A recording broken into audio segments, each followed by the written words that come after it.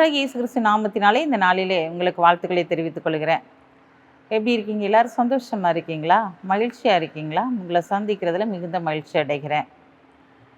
பிறந்த நாளை திரும்ப நாளை கொண்டாடுகிற பிள்ளைகளை இயேசுவின் நாமத்தினால் ஆசீர்வதிக்கிறேன். இந்த நாளிலும் கூட ஆண்டவர் இந்த மாதத்திலே நம்முடைய வாழ்க்கையிலே பெரிய காரியங்களை செயல்படுத்த போகிறார். இந்த 7 மாதங்களும் நம்மளை சுகமாய் பாதுகாத்து இந்த 8வது மாதத்திற்குள்ளாய் பிரவேசிக்க செய்த தெய்வாதி தேவனுக்கு நன்றி சொல்லி ஒரு நிமிடம் கண்களை மூடி ஜெபிப்போம். அன்புள்ள ஆண்டவரே, இந்த நாளுக்காக உமக்கு நன்றி செலுத்துகிறப்பா. இந்த நாளிலும் உங்களுடைய சமூகம் இந்த மாதம் முழுவதும் எங்களுக்கு முன்பாய் கடந்து சென்று எல்லா கோணலான பகுதிகளையும் செவைப்படுத்தி இந்த மாதத்தின் தேவைகள் அனைத்தையும் சந்தித்து பிள்ளைகளுடைய படிப்பின் தேவைகள், ஆண்டவரே குடும்பத்தின் தேவைகள், ஆண்டவரே இந்த நாளிலே பிஸ்னஸில் ஒரு ஆசீர்வாதத்தை கொடுத்து உடைய பிள்ளைகள் கைடிச்சிற எல்லா காரியங்களும் 1000 மடங்காய் நீர் ஆசீர்வதிக்கும்படியாக இந்த மாதம் ஒரு ஆசீர்வாதத்தின் மாதமாய் ஆண்டவரை மாற்றி கொடுக்கும்படியாக இந்த மாதத்தை உங்களுடைய கரத்தில் ஒப்பு கொடுக்கிறோம்.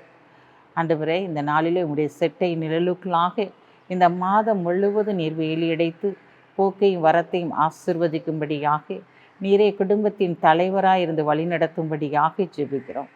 உங்களுடைய நாமத்தை உயர்த்தும்படியாக பிள்ளைடைய திருமண காரியங்கள் எல்லாவற்றையும் நீர் ஒழுங்குபடுத்தும்படியாக வேலை காரியங்களை நிராயத்தப்படுத்தி கொடுக்கும்படியாக ஆண்டவரை காத்திருக்கிற உடைய பிள்ளையுடைய வாழ்க்கையில செழிப்பை உண்டு பண்ணும்படியாக ஜெபிக்கிறோம். உடைய நாமம் மட்டும் மேம்படட்டும். இயேசுவின் நாமத்தில் ஜெபிக்கிற நல்ல பிதாவே, ஆமென். எப்படி இருக்கீங்க? சந்தோஷமாக இருக்கீங்க தானே? இந்த மாதத்திலே அநேக காரியங்களை குறித்து நாம் சிந்தித்து கொண்டு இருக்கிறோம். ஆண்டவர் என்னுடைய வாழ்க்கையிலே ஒரு மாற்றத்தை உண்டு பண்ண மாட்டாரா என்கிற காரியத்தோடு கூட நாம் காத்திருக்கிறவர்களாக இருக்கிறோம். எல்லாராலும் நான் அற்பமாய் எண்ணப்படுகிறேன். என்னை ஆண்டவர் ஆசீர்வதிக்க மாட்டாரா? என் பிள்ளைகளை ஆசீர்வதிக்க மாட்டாரா? என் குடும்பத்தை ஆசீர்வதிக்க மாட்டாரா என்று சொல்லி இந்த நாளிலே தெய்வ சமூகத்திலே நாம் காத்திருக்கிறவர்களாய் காணப்படுகிறோம். இந்த மாதத்திலாவது ஆண்டவர் எனக்கு செய்ய மாட்டாரா என்று ஏக்கத்தோடு கூட அவருடைய முகத்தை பார்க்கிறோம். எல்லாராலும் ரொம்ப துச்சமாக அற்பமாக நான் எண்ணப்படுகிறேனே, என்னை ஆசீர்வதியும் ஆண்டவரே, என் பிள்ளைகளை ஆசீர்வதியும் என்று சொல்லி நீங்கள் ஜெபித்து கொண்டு இருக்கலாம். ஆண்டவர் இன்றைக்கு உங்களை பார்த்தா சொல்கிறாரு. வாசிக்கிறேன், கேளுங்க. யோபு 8ஆம் அதிகாரம் 7ஆம் வசனம். உம்முடைய துவக்கம் அற்பமாக இருந்தாலும் உம்முடைய முடிவு சம்பூர்ணமாக இருக்கும். உம்முடைய துவக்கம் அற்பமாக இருந்தாலும் உம்முடைய முடிவு சம்பூர்ணமாக இருக்கும் என்று சொல்லி தேவன் இங்கு சொல்லுகிறதை பார்க்கிறோம். ஆம் பிரியமான சகோதரனே, சகோதரியே, உன்னுடைய வாழ்க்கையில் இந்த நாளில் எல்லாராலும் நீ அற்பமாக எண்ணப்படலாம். ஆண்டவரே, நான் தான் அற்பமாக எண்ணப்பட்டேன், என் பிள்ளைங்களும் அற்பமாக எண்ணப்படுறாங்க ஆண்டவரேன்னு சொல்லி நீ ஏங்கி தவித்து கொண்டு இருக்கலாம். ஏன் ஆண்டவர் எங்களை ஆசீர்வதிக்க மாட்டேங்கிறாரு? நாங்கள் என்ன காரியம் செய்தோம், என்ன தவறு செய்தோம், என்ன பாவம் செய்திருக்கிறோம் என்று சொல்லி கூட சில வேளைகளிலே நீங்கள் யோசிக்கிறவர்களாக இருக்கலாம். அந்த ஆண்டவர் இன்றைக்கு உங்களை பார்த்து சொல்கிறாரு, நான் சம்பூர்ணமாக இவனை ஆசீர்வதிக்க போகிறேன். எந்த மனிதர்கள் முன்பாக நீ அற்பமாக எண்ணப்பட்டாயோ, எந்த மனிதர்கள் முன்னால் நீ அவமானப்பட்டு நின்றாயோ, அந்த மனிதர்கள் முன்பாகவே நான் சம்பூர்ணமான ஒரு ஆசீர்வாதத்தை நான் உனக்கு கொடுக்க போகிறேன் அப்படின்னு சொல்லி ஆண்டவர் இந்த மாதத்திலே உனக்கு ஒரு வாக்குத்தத்தம் பண்ணுகிறார். முடிவு உனக்கு சம்பூர்ண ஆசீர்வாதம். தொடக்கம் எல்லாராலும் ஏளனப்படுத்தப்பட்டிருக்கலாம், ஆனால் உனக்கு முடிவு சம்பூர்ணமாய் காணப்படுகிறது.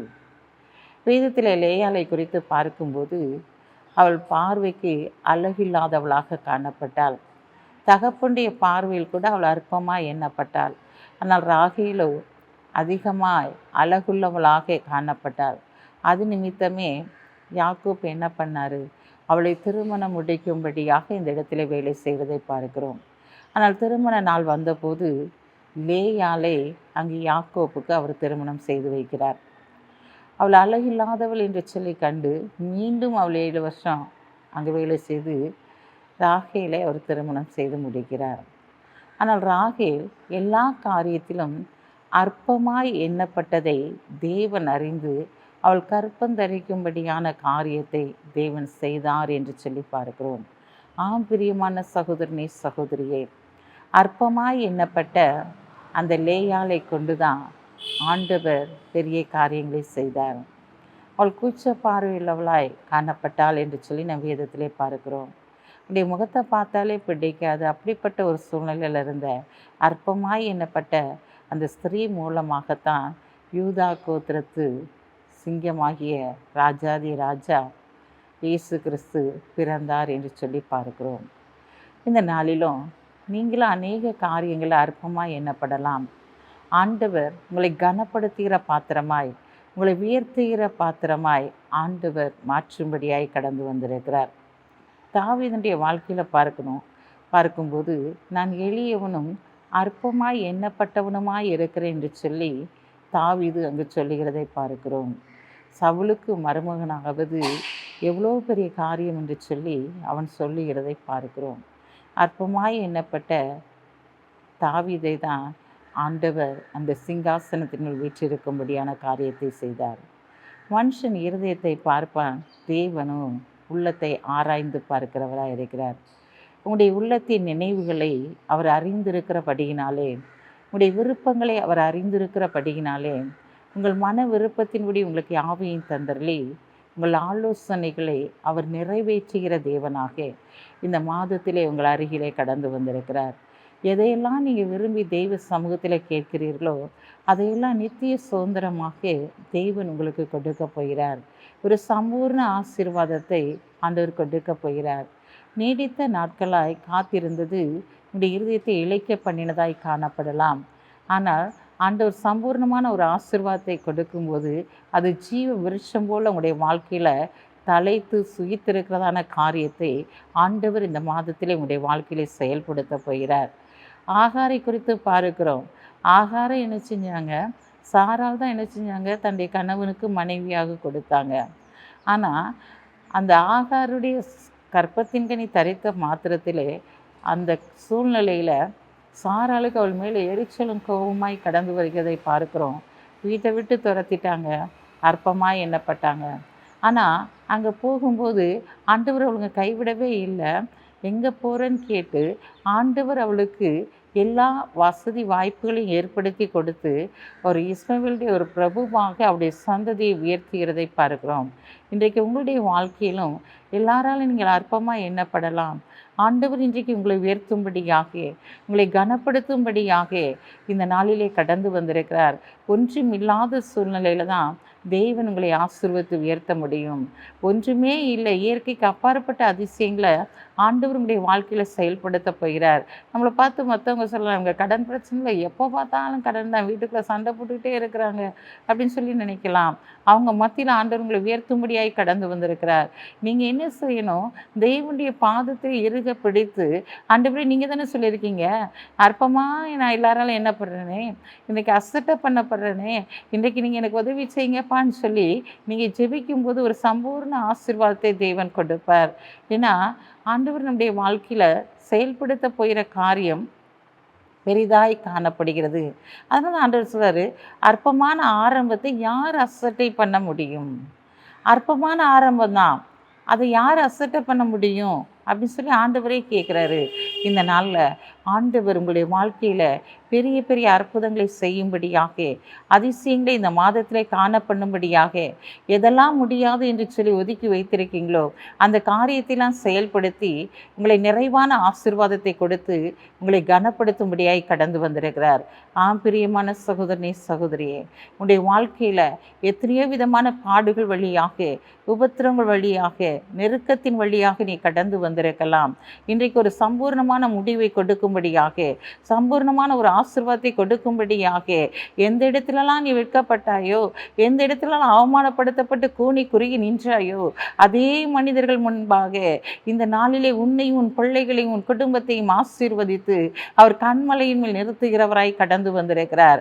இந்த மாதம் உடைய வாழ்க்கையில பெரிய பெரிய காரியங்களை காண்கிற மாதமாய், இந்த மாதத்திலே தேவன் ஒரு பெரிய ஆசீர்வாதத்தை உனக்கு கொடுக்கிற மாதமாய், இந்த மாதத்திலே நீ எடுத்த காரியத்திலே வெற்றி பெறுகிற மாதமாய் காரியமாய், நீ தொட்டதெல்லாம் துலங்குகிற காரியமாய் ஆண்டவர் செயல்படுத்தும்படியாய் கடந்து வந்திருக்கிறார். இதோ நலமானதை ஆண்டவருடைய வாழ்க்கையில செயல்படுத்த போகிறார். உன் வியாதியின் படுக்கையை மாற்றி போட போகிறார்.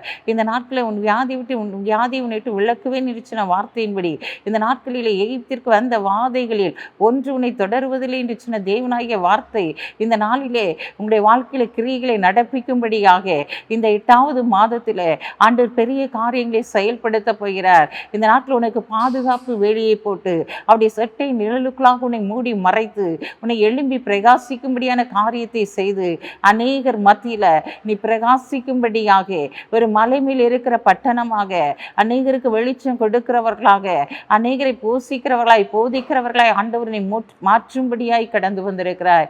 சோர்ந்து போகாதே. இந்த நாளிலே தேவனுடைய கரம் உன் அருகிலே கடந்து வந்திருக்கிறது. தேவனுடைய வல்லமை உன் குடாரத்தை நிரப்பும்படியாய் கடந்து வந்திருக்கிறது.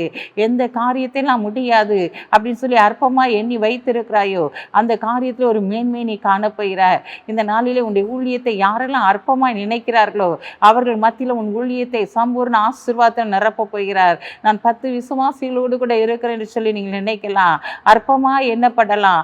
ஆண்டவர் உங்களை கொண்டு 1000க்கு அதிபதியாக ஆண்டவர் உங்களை உயர்த்த போகிறார். ஏன் பயப்படுறீங்க? கர்த்தருடைய கரம் உங்க கூட இருக்கு. கர்த்தருடைய வல்லமை உங்க கூட இருக்கு. அவருடைய மகிமை உங்க கூட இருக்கு. இந்த நாளில் அந்த மகிமையின் சிங்காசனத்தில் வீழ்ச்சி இருக்கிறபடியினால் அந்த மகிமைக்குள்ளாய் நீங்கள் பிரவேசிக்கும் போது அவருடைய மகிமை உங்களை சுற்றிலும் அக்னி வேலியாய் இருந்து உங்களை பாதுகாத்து வழி நடத்த போகிறது. இது அக்னி மதிலாக இருந்து உன்னை பாதுகாப்பேன் என்று சொன்ன தேவனாகிய கர்த்தர் இந்த நாட்டில் சம்பூர்ண ஆசீர்வாதத்தை மாத்திரமல்ல, இந்த நாளிலே ஆண்டவர் பயங்கரமான ஒரு அக்னி வேலியை உன்னுடைய குடும்பத்திற்காக, நீ கைடிச்சிற தொழிலிலே, உன் பிள்ளைகளுடைய படிப்பிலே இந்த நாளிலே தேவன் விசேஷித்த ஞானத்தையும் கல்விமானி நாவையும் கொடுத்து ஆசீர்வதிக்க போகிறார். பயப்படாதீங்க. ஆண்டவருடைய கரம் உங்க கூட இருந்து செயல்படுறதை இந்த நாளில் நீங்கள் பார்ப்பீங்க. அற்பமாக ஆரம்பம் இருக்கலாம், ஆனால் இந்த மாதத்தில் ஆண்டவர் முடிவை சம்பூர்ணமாய் கொடுக்க போகிறார். உனக்கு தொடக்க அற்பம்தான், ஆனால் இந்த மாதத்தின் முடிவு உனக்கு பயங்கரமான ஒரு ஆசீர்வாதத்தின் முடிவாய் காணப்பட போகிறது. கண்களை மூடி ஜெபிப்போம். அன்புள்ள ஆண்டவரே, இந்த நாளுக்காக உமக்கு நன்றி செலுத்துறையா. இந்த நாளிலும் உங்களுடைய பிரசன்னத்தின் ஆளுகையினால் உங்களுடைய பிள்ளைகளை நிரப்புங்க.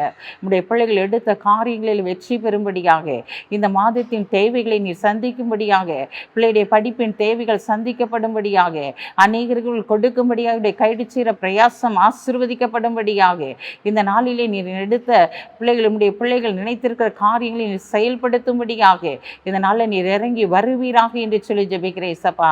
இந்த நாளில் தகப்பனே, மகனே பயப்படாதே, நான் உனக்கு துணை நிற்கிறேன் என்று சொன்ன வார்த்தையின்படி உடைய பிள்ளைகளோடு துணை நின்று இந்த மாதம் முழுவதும் நீர் நடத்தி ஆண்டவரே சரீரத்தில் பலவீனங்கள் மாற்றி ஆண்டவரே புது உற்சாகத்தின் ஆவினால் நிரப்பி அவர்களை எழும்பி பிரகாசிக்க பண்ணுங்க. இந்த நாளிலும் கூட தகப்பனே, பிறந்த நாளை திரும்ப நாளை கொண்டாடுகிற பிள்ளைகளை இயேசுவி நாமத்தினால் ஆசீர்வதித்து ஜெபிக்கிறேன் சப்பா. இந்த நாளில் அக்னி மதிலாயிருந்து உன்னை பாதுகாப்பேன்னு சொன்ன வார்த்தையின்படி அக்னி மதிலாயிருந்து பாதுகாத்து கொள்ளுங்க. இயேசுவி நாமத்தில் ஜெபிக்கிற நல்ல பிதாவே, ஆமென்.